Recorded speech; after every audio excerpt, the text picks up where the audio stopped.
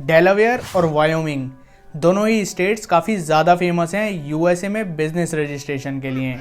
So as a non US resident आपको कौन सा स्टेट चूज़ करना चाहिए अपना बिजनेस यूएसए में रजिस्टर करने के लिए? तो इस वीडियो में आपको इसी क्वेश्चन का आंसर मिलने वाला है और साथ ही आपको ये भी पता चल जाएगा कि इन दोनों स्टेट्स में ऐसा क्या स्पेशल है जो मैक्सिमम बिजनेसेस यहीं रजिस्टर्ड होते हैं। So friends, welcome to my YouTube channel. मैं हूं अंकित चंदेल। अगर आप चैनल पर नए हैं तो प्लीज़ सब्सक्राइब करके बेल आइकन पर क्लिक कर दीजिए। तो बिना किसी देरी के शुरू करते हैं। सबसे पहले एक चीज़ जान लीजिए, अगर आप यूएस में कहीं रहते हैं या फिर आपका पार्टनर यूएस में कहीं रहता है तो फिर आप उसी स्टेट में अपना बिजनेस रजिस्ट्रेशन करवा सकते हैं। अदरवाइज आपको इन दोनों स्टेट में से ही किसी स्टेट में बिजनेस रजिस्ट्रेशन करवाना चाहिए, डेलावेयर और वायोमिंग। अब क्वेश्चन आता है कि डेलावेयर और वायोमिंग ही क्यों, और कोई स्टेट क्यों नहीं? तो इसके कुछ रीजंस हैं। पहला रीज़न है लीगल इंफ्रास्ट्रक्चर। डेलावेयर और वायोमिंग दोनों में ही लॉज काफ़ी अच्छे हैं और बहुत ही ज़्यादा बिजनेस फ्रेंडली हैं। दूसरा रीज़न है नो स्टेट इनकम टैक्स। अगर डेलावेयर और वायोमिंग में आपका कोई भी बिजनेस ऑपरेशन नहीं है तो फिर आपको कोई भी स्टेट इनकम टैक्स पे नहीं करना। अदर स्टेट्स में चाहे आपका बिजनेस ऑपरेशन उन स्टेट्स में हो या ना हो, बट आपको स्टेट इनकम टैक्स पे करना पड़ता है। तीसरा रीज़न है एफिशिएंट प्रोसेसिंग। डेलावेयर और वायोमिंग दोनों में ही आपस में कंपटीशन रहता है कि ज़्यादा से ज़्यादा बिजनेस यहाँ पर रजिस्टर्ड हो। इनका पर्पस ही है कि इनके स्टेट्स में मैक्सिमम बिजनेसेस रजिस्टर होने चाहिए। इस कंपटीशन की वजह से इन्होंने पूरा प्रोसेस और लीगल सिस्टम काफ़ी अफोर्डेबल एंड फास्ट बना रखा है। सो इन तीन रीजंस की वजह से यहाँ पर इतने ज़्यादा बिजनेसेस रजिस्टर होते हैं। अब इन दोनों में से आपके लिए कौन सी स्टेट बेस्ट है? मैं आपको वन बाय वन दोनों के बारे में थोड़ा और डिटेल में बता देता हूँ, जिससे आप अपनी रिक्वायरमेंट के हिसाब से कोई एक स्टेट चूज़ कर सकते हैं। आगे बढ़ने से पहले आपको एक चीज़ बताना चाहता हूँ कि ये वीडियो पार्ट है एक वीडियो सीरीज़ का जिसका नाम है बिजनेस इन यूएसए। इस सीरीज़ में आपको हर एक क्वेश्चन का आंसर मिल जाएगा यूएसए में बिजनेस से रिलेटेड। तो आप इस प्लेलिस्ट को चेकआउट कर सकते हैं, लिंक आपको मेरे वीडियो के डिस्क्रिप्शन में मिल जाएगा। इस वीडियो के बाद वो ज़रूर देख लीजिए। और फिर भी अगर आपका कोई क्वेश्चन रह जाता है तो आप मुझे इंस्टाग्राम पर डायरेक्ट मैसेज भी कर सकते हैं। तो अब बात करते हैं डेलावेयर की। डेलावेयर का लीगल सिस्टम शायद दुनिया में सबसे ज़्यादा बिजनेस फ्रेंडली है।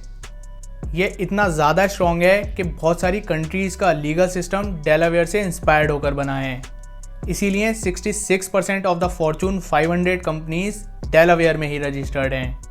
अगर आप अभी बिज़नेस शुरू ही कर रहे हैं और आपका बिज़नेस काफ़ी छोटा है अभी, तो आपके माइंड में ये थॉट आ सकता है कि हमें इतने स्ट्रॉन्ग लीगल सिस्टम की क्या ज़रूरत है। बट ये थॉट गलत है। अगर कल को आपके बिज़नेस में कुछ गड़बड़ हो जाती है तो यही लॉज आपके बिज़नेस को लीगल डैमेजेस से प्रोटेक्ट करेंगे। इसीलिए इन्वेस्टर्स को भी डेलावेयर पसंद है। काफ़ी सारे इन्वेस्टर्स तो स्टार्टअप्स के आगे ये शर्त रख देते हैं कि कोई भी इन्वेस्टमेंट रेज करने से पहले उनका बिज़नेस डेलावेयर में रजिस्टर्ड होना चाहिए। तो अगर आप ये प्लान कर रहे हैं कि फ्यूचर में आप कोई फंडिंग रेज करेंगे अपने बिज़नेस के लिए, तो फिर आपको डेलावेयर में ही रजिस्ट्रेशन करवाना चाहिए। बट वेट, डेलावेयर चूज़ करने से पहले आप वायोमिंग के बारे में भी जान लीजिए। क्या पता आपकी रिक्वायरमेंट के हिसाब से वायोमिंग बेटर हो। तो अब बात करते हैं वायोमिंग की। लोगों को वायोमिंग मेनली दो रीजंस के लिए पसंद है, प्राइवेसी एंड अफोर्डेबिलिटी। मतलब अगर आप वायोमिंग में बिजनेस रजिस्ट्रेशन करवाते हैं तो फिर आपकी पर्सनल डिटेल्स किसी भी पब्लिक डेटाबेस में शो नहीं होगी। आपकी बिजनेस डिटेल्स और पर्सनल डिटेल्स सेपरेट रहेंगी, यानी कि आपके क्लाइंट्स और कस्टमर्स को ये नहीं पता चलेगा कि कंपनी का ओनर किस कंट्री से बिलोंग करता है। ये बात मैं इसलिए बोल रहा हूँ क्योंकि यूएस में काफ़ी सारे क्लाइंट्स एंड कस्टमर्स इंडियंस पर ट्रस्ट नहीं करते हैं। और दूसरी अच्छी बात यह है कि वायोमिंग काफ़ी ज़्यादा अफोर्डेबल है। यहाँ एनुअल फाइलिंग फ़ीस बस $100 है। अदर स्टेट्स में $800 to $900 तक भी होती है। तो उनके कंपैरिजन में तो वायोमिंग का $100 फ़ीस बहुत ज़्यादा अच्छी है। और यहाँ कोई स्टेट इनकम टैक्स भी नहीं लगता। चाहे आपका वायोमिंग में कोई बिजनेस ऑपरेशन हो या ना हो, आपको कुछ पे नहीं करना। सो ये कुछ एडवांटेजेस हैं वायोमिंग में बिजनेस रजिस्टर करने के। अब देखते हैं कि ओवरऑल कॉस्ट कितनी आती है बिजनेस फॉर्मेशन में और फिर एनुअली रीन्यू करने में। अगर आप किसी इंडियन सीपीए के थ्रू डेलावेयर में एलएलसी रजिस्टर करवाते हैं तो आपके अप्रॉक्सीमेटली $500 खर्च होंगे और रिन्यूअल चार्जेस आपके अप्रॉक्सीमेटली $350 जाएंगे। एनुअल फाइलिंग $75 में हो जाएगी। और सेम चीज़ अगर आप वायोमिंग में करते हैं यानी कि एलएलसी फॉर्मेशन तो आपकी $400 में हो जाती है और रिन्यूअल चार्जेस आपके आते हैं अप्रॉक्सीमेटली $100 to $150। मैं आपको रिकमेंड करूंगा कि आप अपना बिजनेस फॉर्मेशन किसी सीपीए के थ्रू ही करवाएं, क्योंकि सीपीए एक सर्टिफाइड एजेंट होता है जो आपका बिजनेस का सारा लीगल प्रोसेस हैंडल कर सकता है। अगर आपने ऐसे ही किसी से करवा लिया तो आपको आगे चल के काफ़ी ज़्यादा प्रॉब्लम हो सकती है, क्योंकि फॉर्मेशन के टाइम पे अगर उसने कुछ मिस्टेक कर दी तो आप बाद में उसको करेक्ट नहीं कर पाएंगे और लीगल ट्रबल में आप फंस सकते हैं। तो हमेशा किसी से भी आप रजिस्ट्रेशन करवाने से पहले उसका IRS सर्टिफिकेट ज़रूर देख लें।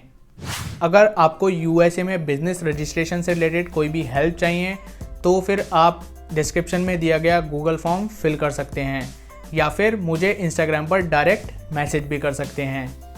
अगर वीडियो अच्छा लगा हो तो प्लीज़ लाइक एंड कमेंट ज़रूर कीजिएगा और जाने से पहले ये वाला प्लेलिस्ट ज़रूर देख लेना। इस प्लेलिस्ट में आपके सारे क्वेश्चंस के आंसर मिल जाएंगे। प्लेलिस्ट का नाम है बिजनेस इन USA। फिर भी आपको कुछ समझ में नहीं आता तो आप मुझे इंस्टाग्राम पर कभी भी मैसेज कर सकते हैं। So thanks for watching, see you in the next video.